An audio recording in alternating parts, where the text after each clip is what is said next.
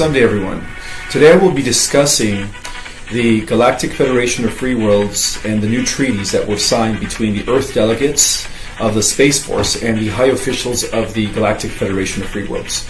So, according to Elena Danin, who is a Earth contactee to the Federation forces, through a person by the name of Thor Hans Eridine, who is part of the Venusian Council.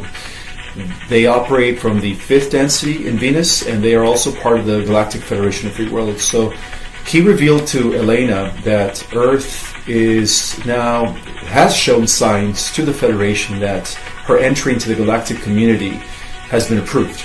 And so one of the first things that they did was establish what became known as the Artemis Accord. And what that was a defeat of the nefarious groups such as the Dark Fleet, which was a Draco-Nazi alliance, and the ICC, the Interplanetary Corporate Conglomerate, which was an alliance established between the Rothschilds and the Draco. So those nefarious secret programs, space programs, have been defeated by a collaboration of Federation forces and Solar Warden officials.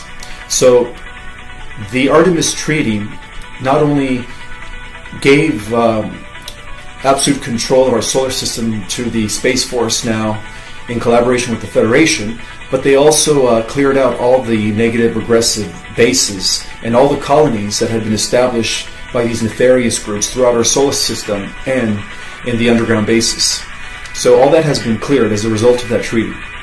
Now, more recently, they also established a second accord, which became known as the Astara Treaty.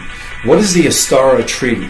The Astara Treaty is no other than the disclosure of what is known as the Prime Directive to the Earth officials.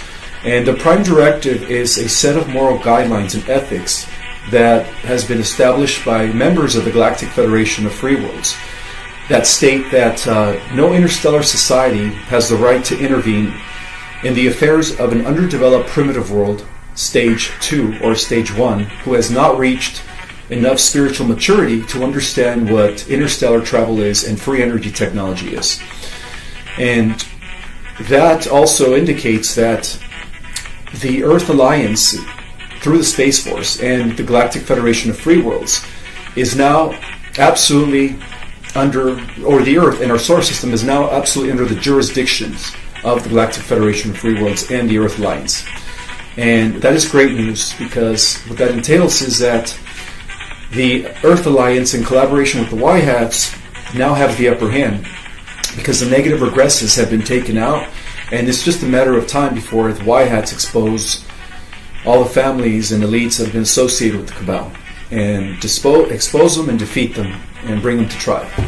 And what that's going to do is that's going to also open up the door for disclosure upon disclosure to take place, where eventually will lead to what is known as first contact.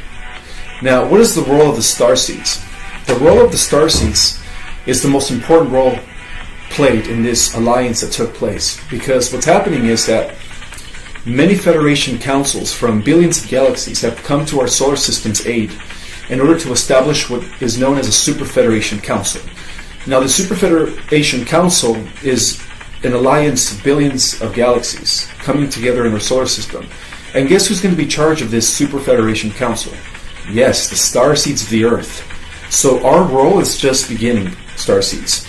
As we ascend into this 5th reality, our real purpose and responsibilities are going to take place. We're going to be at the head of not only planet Earth, or guardians of Earth, but we'll also be guardians of billions of galaxies. And the Super Federation Council will be serving our mandates. And so that's great news for the Starseed Nation. You know, we not only decided to incarnate at this time to save the planet and the multiverse, but we also incarnated to be part of something new, where we are now going to be responsible for what happens in the next, cycle of new universes to come. And so I also want to make mention who the Andromeda Council is. The Andromeda Council is also working together with the Galactic Federation of Free Worlds. They actually oversee the Galactic Federation of Free Worlds because they operate from a higher density. They're a union of a conglomeration of different galaxies within our local universe. Now, above them, there's also the Council of Five, which Elena Dannon briefly mentioned, but I will elaborate more on that. Well, who is the Council of Five? The Council of Five is also known as the Council of Planets, and that has to do with a not only intergalactic, but many universes coming together to form some sort of a benevolent alliance throughout the multiverse. So the reason they call it the Council of Five, because it has to do with the five harmonic universes, which consist of 15-dimensional frequencies. So the Council of Five has members and officials beyond the 11th and 12th density that operate at levels where the super universe is, or even within levels of the central universe. So that's what they call it, the Council of Five. They are a cosmic organization that oversees all universes, all intergalactic councils, such as the Andromeda Council, and all Galactic Federation councils, such as the Galactic Federation of Free Worlds. So, in short, since the Earth is now under the jurisdiction of the Galactic Federation of Free Worlds in collaboration with the Space Force and the Earth Alliance, it's just a matter of time before the liberation of the Earth takes place.